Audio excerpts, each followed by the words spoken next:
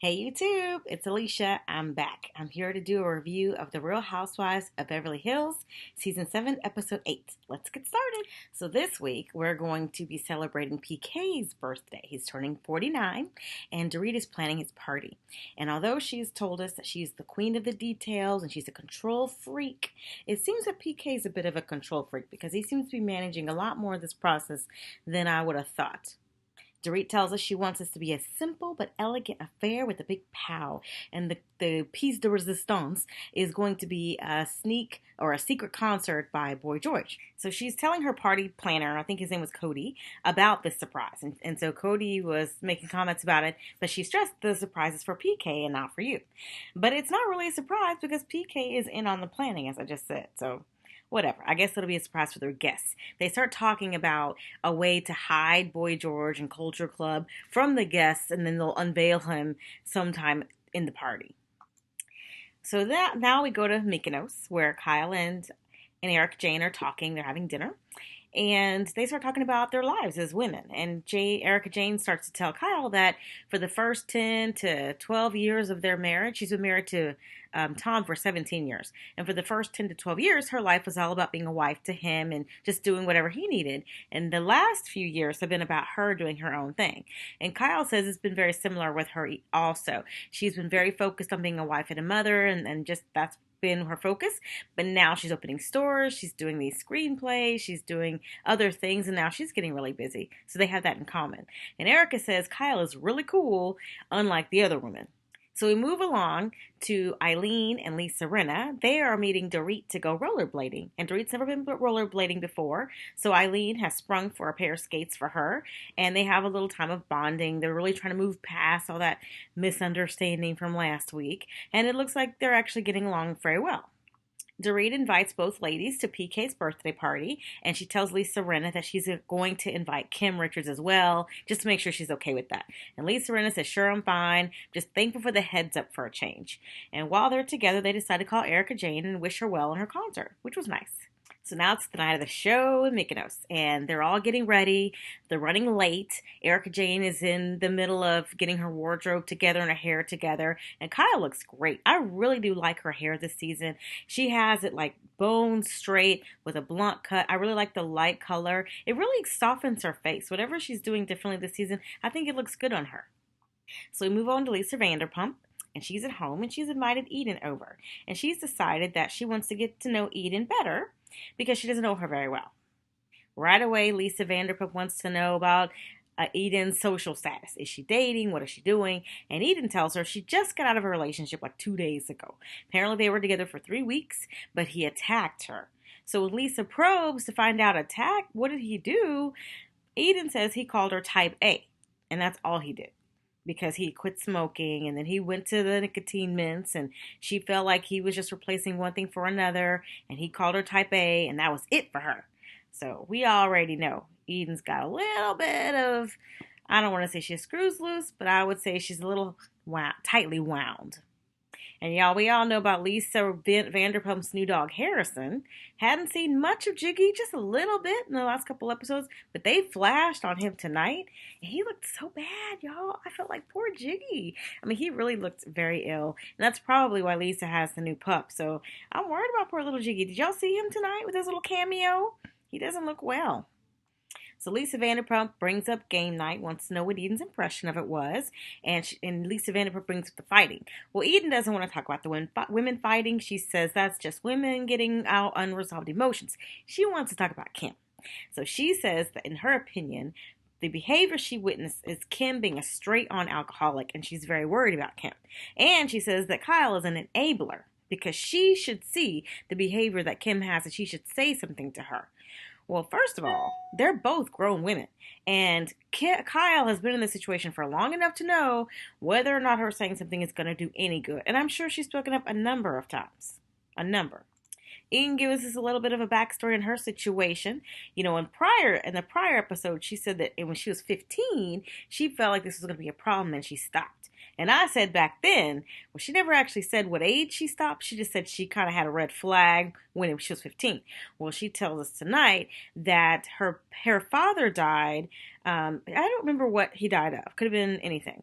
But 6 months after he died, she said she had children, which means she was not 15, but she'd had children by that point, and she just thought, how long am I going to deal with this? So she went to a meeting that same day. So she had the light come on when she lost her dad. So when Eden starts talking about Kyle being an enabler, Lisa Vanderpump looks visibly skeptical, like, I don't know. I mean, Lisa Vanderpump has been friends with Kyle forever. She knows the struggle. She knows what Kyle's been through, and she's not just swallowing what Eden's saying. So now we're back in Mykonos, and Erika's almost ready. It's 3:30 a.m. She's supposed to go on at 3, so she's a little bit behind, but they're about ready. And she tells Kyle they're going to say a prayer, and she wants her to join in on this prayer. So Mike says the prayer. And let me just read to you this prayer, y'all. It was not any prayer I've ever heard of. He says, let's go out there and put on an effing amazing show. Sex on a platter, pump it up, TNA, male parts throbbing, and I'm saying male parts for the kids. And then he says, I love you all. On 3, guys, a pretty mess. And they all say, a pretty mess. And they all go out there. And I thought, what a weird prayer. At least they didn't bring Jesus into that madness. But it was strange. And I thought it was just me, right? I thought maybe I missed the actual prayer. And this is the little motivation speech after the fact. But then Kyle comes on to say, yeah, I was raised Catholic and I'm now Jewish. And I've never heard a prayer like that. So works for them. But I don't know if you guys remember when we first met Erika Jayne, she has a little altar in her house. And I was thinking about that. I said, well, I wonder what goes on in that little prayer room. Is that the kind of prayers that she prays? Very different, right? So Erika gets on stage, she performs her single, she starts out with Painkiller, then she gets Xxpensive, and the crowd goes wild, y'all. So now we're going over to Eden's house. And she's invited Lisa Rinna over, and she's invited Dorit over, presumably just to get to know them better. So when Dorit shows up, Eden gives her this long hug. Long hug. And I remember she did that to somebody else when she first met them. I can't remember who it was, but it was like when we first met her 2 weeks ago. And I thought, that is so strange. Like when you first meet someone, it's like she's breathing in her scent or trying to just steal her soul. It's just, to me, it's unnatural. But maybe that's just Eden. So anyway, that's her introduction, or that's how her little get together starts. They talk a little bit about Eden not drinking and and then she offers him a smoothie. And then Lisa Rinna talks about how she's been known to throw a Xanax in her smoothie. And then Lisa Rinna brings out this baggie full of pills. And there's a lot of pills in that bag. It's like a little Ziploc. And I think it rivaled Yolanda Foster's pantry of all those pills that she had. Remember she lined them up and said how many pills she took a day? Well, Lisa Rinna says that her pills are mostly vitamins and it's just different things in there. So that became the topic of that conversation. And it comes up later. So keep watching. So we go back to Erika Jayne, and the concert's over. Everyone's excited. They go back to this palace that Erika has rented, and Erika comes out in a leopard print one-piece bathing suit, and she's out by the pool, and they're just having a good time. And so Erika starts doing a little fashion shoot where she's posing and voguing and all that, and she gets Kyle to get dressed in her bathing suit, and they pose together. And that's the end of our little Mykonos trip. So now we're back to PK's party. It's right before they're doing the final touches. There's a problem with the flowers. Dorit seems flustered, and she seems like she doesn't know what to do. And again, I thought this was her wheelhouse. I thought she was all about the details, and she's the control freak. And it seems like she's just wringing her hands, and PK is really taking charge here. And she's kind of looking at him, almost like, what should we do? It's just strange. But anyway, so they're getting everything ready, making sure all the preparations are in place with the concert and all of that stuff. So what they've done to hide Boy George and Culture Club is they've put a big black curtain separating him off or hiding him from the rest of the room. And to me, I'm like, won't that black curtain draw attention? Like, out of all the things you could have done, it just seems like that's super obvious in a room to have a black curtain. Everyone's going to wonder what's behind it. But we find out later that they have cooked up a little story about what's going on behind that curtain to throw off suspicion. So Erika Jayne's the first one to arrive, and she's looking really nice. She's a pretty dress on, her hair's done up, she looks really cute, and we find out that she just got back from Mykonos because Lisa Vanderpump had called Kyle right before this scene, and Kyle said she just literally walked in the door. So you know they're both jet lagged, tired, and everything. So Erika pulled it together, and she looks wonderful. So when she walks in and greets PK and Dorit says, "Oh, you look so beautiful. This is definitely a step up from the other party when you came in a t-shirt dress." And Erika, you could see she was kind of like, "Really?"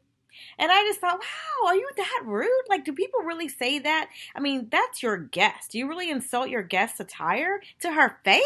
And at the last party, she didn't actually say anything about that dress. She did in the confessional. And I don't know if they talked about it in between, but it definitely didn't air that she had addressed that dress with Erika to her face. So for her to say that tonight was really offensive, considering they just came off the whole Pantygate situation, and I don't even think it's fully resolved. But Erika kept it classy. She didn't even address it. She just kind of, you saw her expression change, but she pulled it together. She said happy birthday to PK, and she was really nice about it. And, she let it go. PK started asking her about Mykonos, and she was really gracious, and she said it was beautiful. They had a little chit chat about that. Lisa Rinna and Eileen and Eden all arrived together, and PK introduces himself to Eden because he hadn't met her yet, and she gives him a hug or whatever. She kept it real brief. But of course, y'all, did y'all peep the PK was looking at her cleavage, y'all? I was watching him, I had my eye on him because he just seems like a pervert kind of guy now. And yeah, sure enough, he gave her a look and he looked right down at her cleavage. I was like, come on, PK, really? Lisa Rinna starts telling Erika about a barbecue she's going to have and that Harry's going to be barbecuing. And so Erika's like, yes, I'll come for sure. And she goes, what's the attire? And she says, last time I was invited to a barbecue, I was told it was jeans and a t-shirt and everyone was wearing ball gowns. So we went back to last season at Kyle's barbecue. And sure enough, Kyle's like, well, I had on jeans and I decided to change. And everyone was dressed to the nines. And Erika said, not again. I've learned my lesson. What is the real attire? So Dorit starts telling the guests that the black curtains are to hide water damage. She says she had a leak and that's why there's curtains back there and people were just eating it up.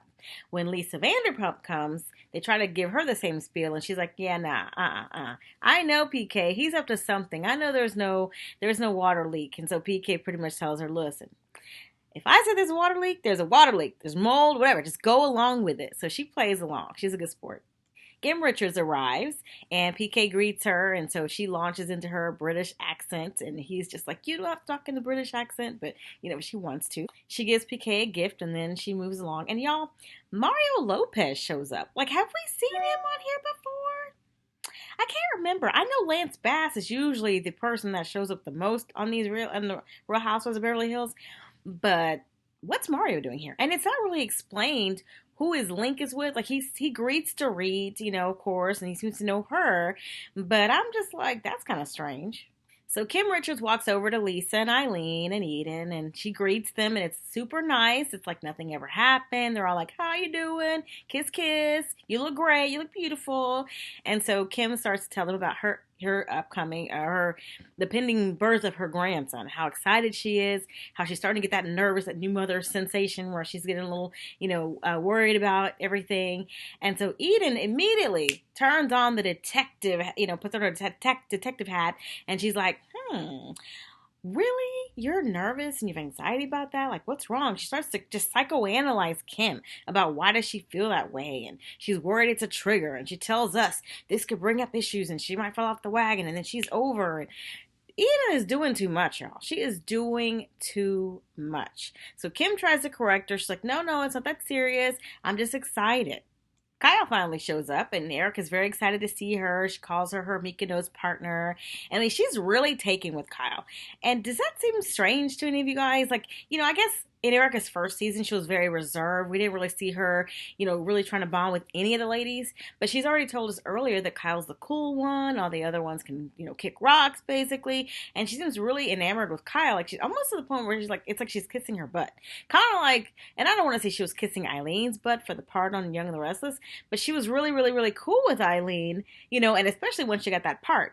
So for her to say in this episode, in fact, that Kyle was a cool one and the rest of them could pretty much get lost, that includes Eileen. So I'm thinking, okay, Erika, are you one of those users? Are you truly more Beverly Hills than, you wanted to let on? You act like you fly above it, but I mean, you just are cool to people to get something. So I'm wondering, what does she want out of Kyle? It just seems strange. Maybe she's figured out the hierarchy, remember the whole hierarchy scandal, and maybe that she's decided that Kyle's at the top of the totem pole, and so she wants to get in good with her. It's just strange.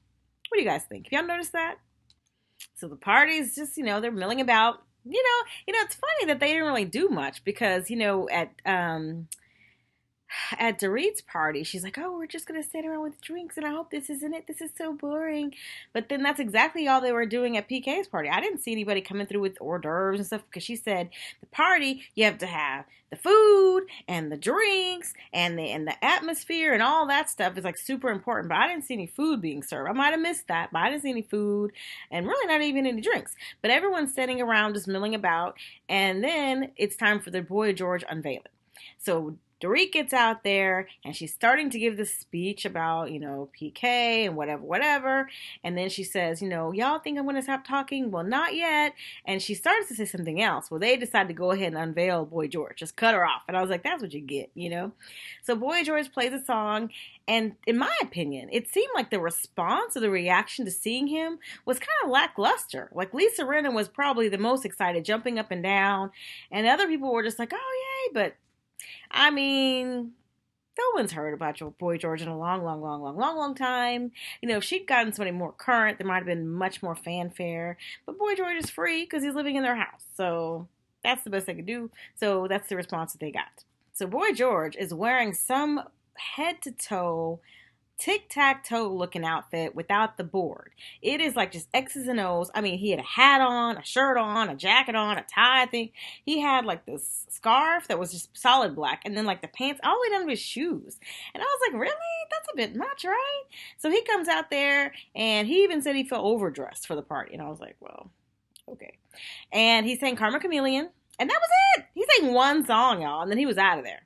And by the by, what did you guys think of Boy George's singing? Like, I have heard, and I haven't heard Karma Chameleon or any of his stuff since the 80s, but I had heard that, his voice is beautiful, it's really great, it's still holding up after all this time, but to me, he sounded hoarse. Now, I knew he had been on tour, that's why we hadn't seen him for a while, so maybe it's because he came right off of tour and he hadn't given his voice a break, but he sounded really hoarse to me. What did you guys think?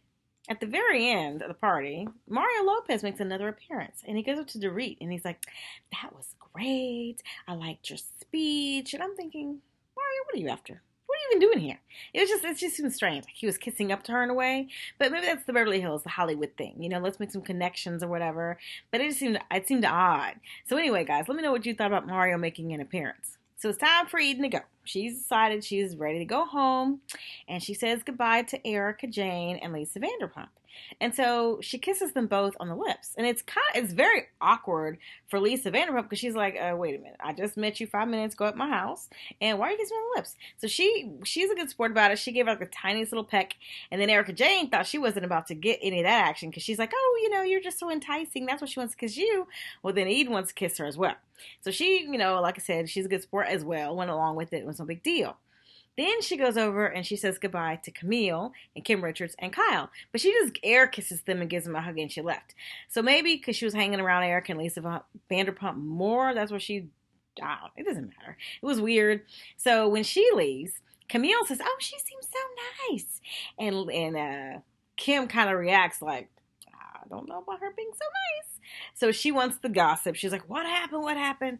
And so Kim tries to tell her about how awkward it was when she was trying to share about her grandson coming and how Eden tried to make it into this big deal.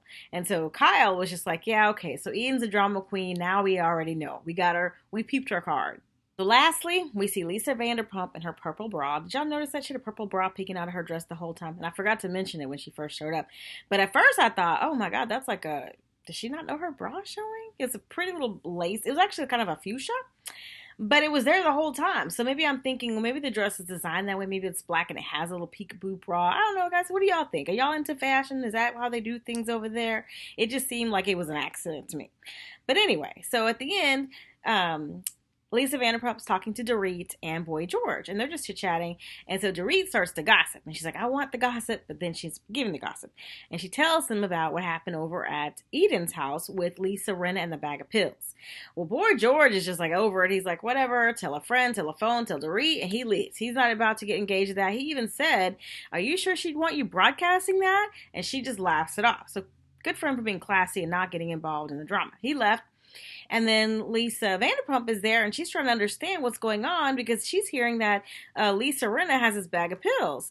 So, and they talk about the whole Xanax and the smoothie thing. So, as Lisa's looking intently at Dorit, trying to understand what's going on, Dorit's like, "Oh, you're like," she's actually like Lisa Vanderpump's taking it too seriously. Says she's a stick up her butt, and she's like, "No, you're telling me that this lady has a bag full of pills. How is that a stick up my butt? You know?" And she says, and then Dorit tries to blow it off. Like, "Oh, it's no big deal." And Lisa Vanderpump says, "Well, you're intimating like it's a serious thing. I just need to know what's going on here." So it's like a non-issue, and it makes Lisa Vanderpump feel kind of like, well, all right, well, what's really happening here? I don't know. And in her confessional, she kind of says as much. She's acting like it's a big deal. Maybe it's not a big deal. What's really going on? And that's it, y'all. That's it for this week's Real Housewives of Beverly Hills. What did you guys think of the party for PK? Do you think it was on the same level as at the party that PK threw for Dorit? Do you think it was less than, greater than? What do you think? How did y'all like Boy George's performance? I'd like to hear your thoughts. I'd like to hear your comments. So don't forget to comment down below and let's talk about it. Thanks again, y'all, for watching and for commenting and for subscribing, and share with your friends and share with your family, whoever. Let them know. Let's all talk about it together. I'll see you guys next week. Bye.